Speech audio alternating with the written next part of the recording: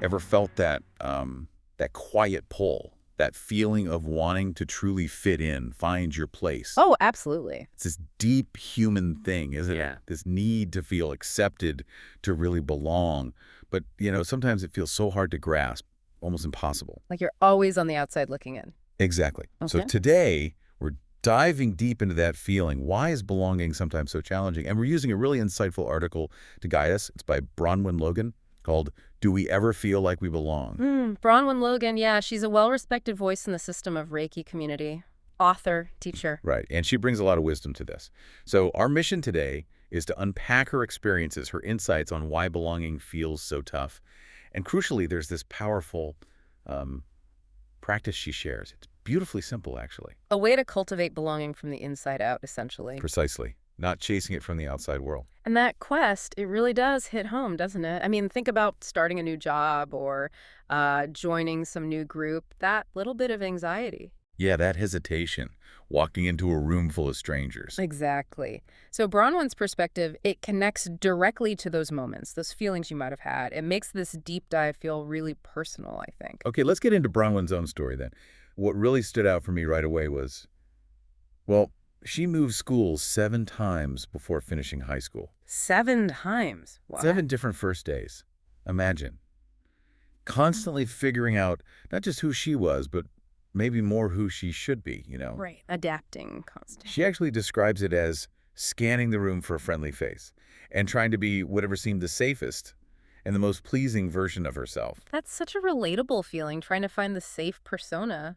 But here's the thing that makes you stop and think.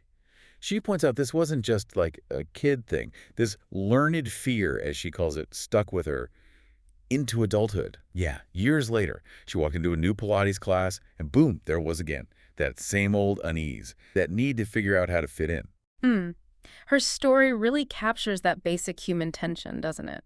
We want belonging so badly, but that very desire can trap us in, well, performing. Performing, yeah. Yeah. Trying to be what we think others want. And hoping that secures our spot. Yeah. But ironically, it stops the real connection because we're not actually being ourselves. It's this fundamental struggle, really, shaping how we interact. So how did she connect this to Reiki? She brings in this core metaphor describing ki. Ki, yeah, often translated as life force, universal energy. Right, and she says it flows through us like a river. When that river flows freely, she explains, that's when we feel connected, purposeful, alive. In harmony. Yeah, she puts it beautifully, bringing heaven and earth into balance. It paints such a vivid picture of, inner alignment. So the natural question then is, what blocks that river? What disrupts the flow? Exactly. And the article explains how pebbles, like worries, fears, that constant concern about fitting in, just like she felt, those can get in the way. They obstruct the current.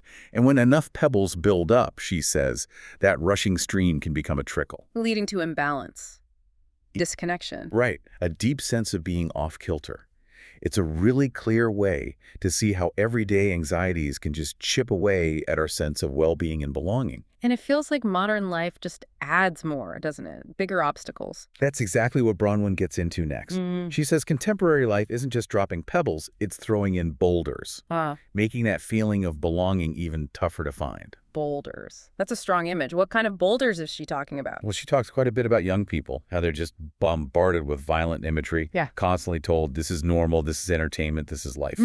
Through media, entertainment. Yep. She gives this specific example, a Netflix animated musical. It was rated for all ages, good story, good music apparently, but it started with pure violence. Just straight out the gate. Yeah, and she questions how that normalizes it, how it kind of whitewashes its consequences, without showing the real trauma, the real pain, the broken lives that violence actually causes. That's a critical point.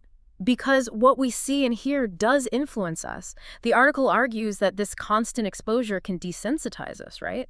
For real pain, real suffering. And that leads to disconnection. Exactly. If we lose touch with the weight of trauma, even simulated trauma, our empathy can shrink. And empathy, well, that's fundamental for real connection, for belonging. And then she brings up something we all experienced, the pandemic. Oh, Duffy. She notes how COVID-19 magnified this feeling of aloneness, of otherness, that feeling of being connected digitally maybe, but without real belonging. It really amplified that isolation for so many. So you take the media bombardment, the pandemic, isolation, all these challenges pile up. And those pebbles become boulders, just like she said. leading to this profound societal imbalance that we experience in devastating ways. It hits our sense of belonging hard, individually, and, as a society, leaves people searching. Desperately searching, sometimes. But it's not just young people facing these boulders. Bronwen also talks about another group, older women. Okay. Specifically, those who've spent decades being the family binder, the one where everyone orbits around, for comfort, food, problem solving. The central hub of the family. Right. And their struggle is unique because when those roles naturally change, kids grow up, circumstances shift their river, which flowed so freely for others, suddenly reveals something. What's that? It reveals it was never really flowing towards their own healing, their own sense of purpose, their own belonging. They were so focused outward. That really hits home. Giving so much, you lose track of your own inner flow. It made me think of that quote from Mikao Usui, the founder of Reiki. You can't heal others if you can't heal yourself. Exactly. It applies so perfectly here. The importance of self-care, not just for these women, but for everyone, really. If you want to connect genuinely, it has to start from a place of personal well-being. Absolutely. Bronwen's point and Usui's wisdom, they underline that true purpose, real connection, it has to come from self-awareness, self-nourishment. You can't pour from an empty cup, right? Basically, yes. If that inner river is neglected, if we're always pouring out without refilling, that imbalance catches up. So looking after our inner well-being isn't selfish, it's foundational. Foundational for belonging within ourselves and how we show up in the world. Precisely. Okay, so after identifying these challenges, these boulders, this is where Bronwen introduces something really hopeful, a practice. The practice she mentioned earlier. Yes, she calls it the practice that connects you to something so much bigger than your circumstances, making belonging an inside job. It's called Joshin Kokyu Ho. Joshin Kokyu Ho. Can you break down what that means? The literal translation is focusing the mind with breath. Simple, right? Sounds simple. And the practice itself is remarkably straightforward, but the effect seems profound. Let me walk you through the steps she outlines. Imagine doing this yourself. Okay. First, you just sit quietly, hands in your lap, palms up, nice and relaxed. Got it. Then you breathe in through your nose, but you consciously guide that breath, that ki, down to your hara. The hara, yeah, the deep belly, often seen as the energetic center. Exactly. And then on the out breath, this is key, you consciously expand that ki out through your skin, out into everything around you, just letting it radiate outwards. Breathing into your center, breathing out to connect with everything. Yes. And you just repeat that cycle for maybe 5 minutes, maybe up to 30, whatever feels right. So what's the truly profound part, according to Bronwen? How does this simple breathing create belonging? She emphasizes that act of expanding ki outward. That specific action cultivates the felt experience that you belong to the universe itself. A felt experience, not just thinking it, right? It's embodied, which is completely different from, say, hoping your school accepts you or your friends like you or you get enough likes online. Those are all external. This shifts the whole source of belonging from out there to in here. It sounds simple, that breathing in, expanding out, but what's the deeper mechanism? Why does that sequence work so well? Well, Bronwen explains it's about consciously shifting your awareness.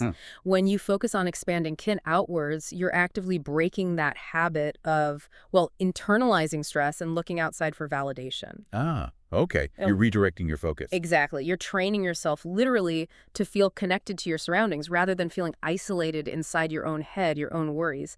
It moves you from seeking acceptance to realizing you're already connected. An inherent connection. Yes.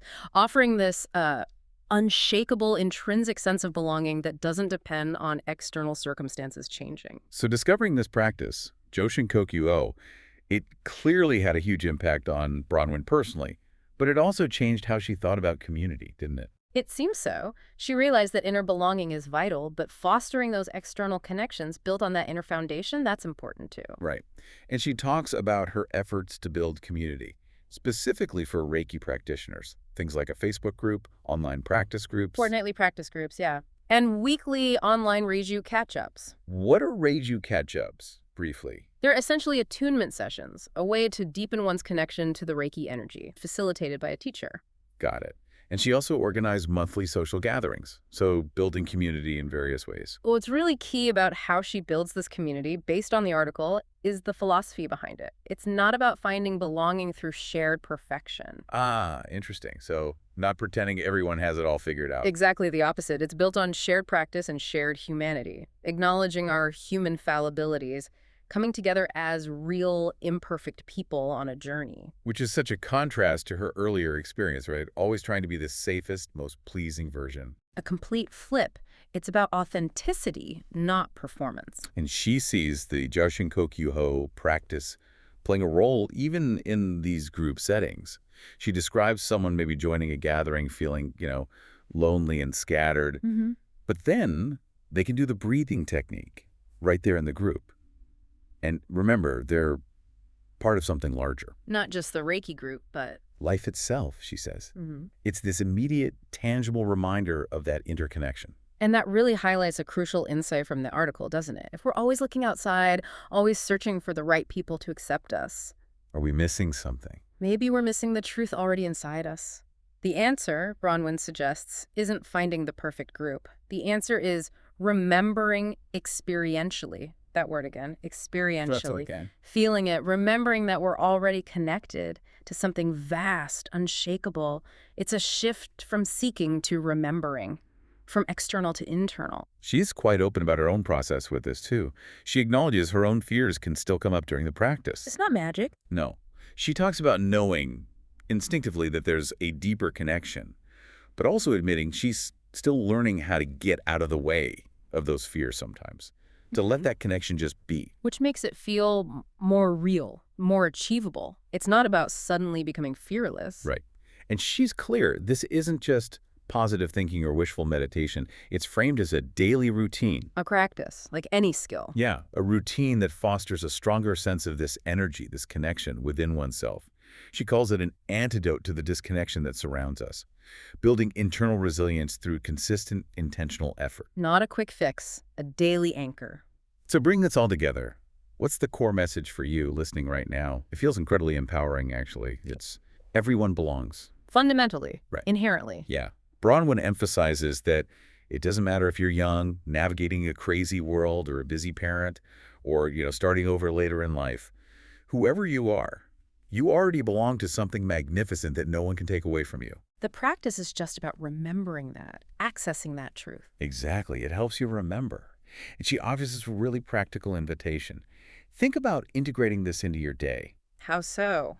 Well, imagine, instead of starting your day scrolling news feeds, feeling anxious, what if you started with just 5 minutes of this breathing? Consciously expanding that energy outwards. Setting a different tone for the day. Or at the end of the day, instead of scrolling social media, maybe looking for validation, for proof you matter, imagine ending it by consciously expanding ki again, touching everything around you with that energy. It makes the practice itself the proof, daily experiential proof. Yeah. Proof that you're part of something bigger. Bigger than any awkward first day, any new situation, any moment you feel alone. It shifts belonging from a concept to a reality you feel in your body. A lived, tangible reality. And just to echo that powerful closing line from Bronwen's article, because the truth is we all need to belong, and we all already do. We all need it. We all have it. You are not alone in this journey of finding your place in the world. You belong, and you always have. Such a comforting and powerful message. It really is. And it leaves us with something quite profound to mull over, doesn't it?